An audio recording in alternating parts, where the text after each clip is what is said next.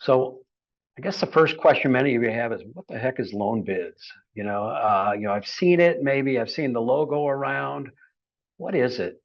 So Loanbidz is really a nationwide business purpose mortgage platform. So what we do is we are not a lender.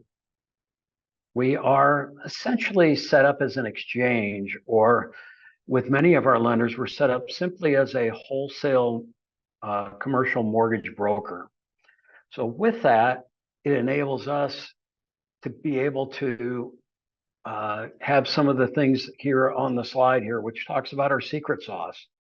The fact is that we've got market leading options. We do a lot of volume, and with the lenders that we work with in the private lending space, we generally get their best pricing. So in many cases, we can actually provide better pricing than they would directly if they were to connect with you as a real estate investor. We also have a unique position in that we can be your trusted advisor as a real estate investor. We become kind of your finance team. So you'd be paired with an account executive and a transaction manager that, regardless of which lender is selected for that particular loan transaction, you get a consistent experience across whichever lender in the private lending space you choose. We also help reduce the paperwork hassle. And we do that by, once we've done a single transaction with you, we've got most of the paperwork. We have many clients who come back time and time again and work with their account executive, and they just give them an address and send over a purchase contract, and we're off to the races. Makes life a lot easier for our real estate investor partners. As you can see here on the slide, we are also a lender on the Connected Investors platform. We work with them quite often on clients that come through their platform, and we are a featured lender on Bigger Pockets. So again, those particular entities have trusted us with their clients, and we've had a multi-year experience with both. So on our platform, as I mentioned, we have a lot of lenders. This is a small cross section of what you would find if you came to our Loanbidz platform. So you would work with an account executive, you would talk to them about the particular loan transaction, and they would determine which lender is the best fit for that particular scenario. And because we are very adept at all of their underwriting guidelines, sometimes we even know their programs better than their own people do.